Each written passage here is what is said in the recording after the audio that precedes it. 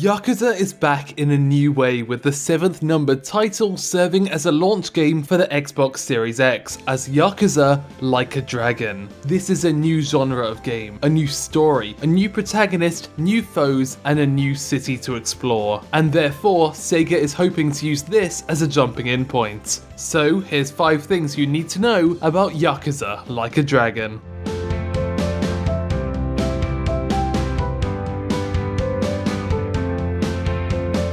The first time we saw Yakuza Like a Dragon as an RPG was in an April Fool's video released last year. It showed Kasuga and Sayako fighting alongside 2 other fighters in turn-based combat, until an excavator comes along and Kasuga draws a spiked bat from the ground to fight it. Since a lot of these elements made it into the final game, most people figured that this was a way to ease us in, but in fact it was still an action game at that point. But due to the popularity of the April Fool's video and the popularity of the idea at the studio, they spent 9 months building an entire RPG system for the game. One of the reasons it was a popular idea at the studio was that it let the player control Kasuga's friends, which worked better for the story.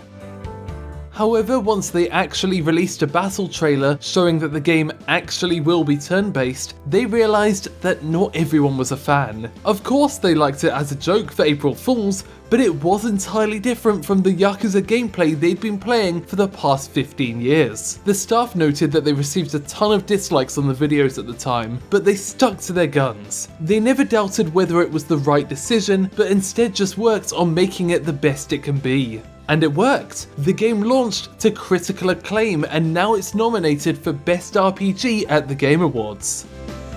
The change in gameplay was made easier by a change in protagonist, but that also meant they could tell a different kind of story as well. The Yakuza series has up until now been the 6-part story of Kazuma Kiryu, and so with the focus turning to Ichiban Kasuga, they could tell a different kind of story. And this one could be a lot more straightforward. It turned out that Kasuga's personality made him perfect for telling a straightforward and direct story, because that's the sort of guy he is. He's the driving force behind his own stories. He has ideas and then goes and does them.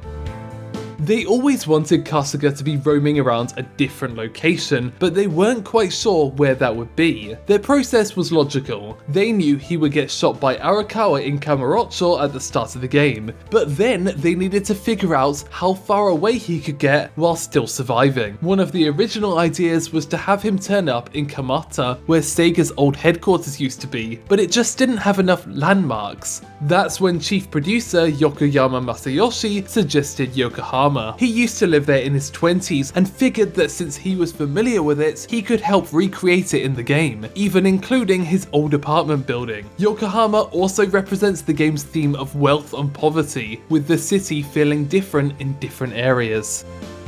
Series creator Toshihiro Nagoshi has credited the localization team in the past for being the reason for the series' success overseas. But with Judgment and now Yakuza 7, they've had to deal with the additional challenge of dubbing it as well. Yakuza dialogue can be a mix between silly and serious, and so the localization team really needed to get a good grasp of the characterization of these people. And of course, they couldn't have the subtitles be the same as the dub, since the subtitles need to match the Japanese audio more closely. But at the same time, everyone's working on the same game, so they opted to over-communicate, talking amongst each other about the characters' specific lines and titles. And so in this way, the subtitle and dub teams could borrow ideas from each other to produce a localization that brought the game critical acclaim.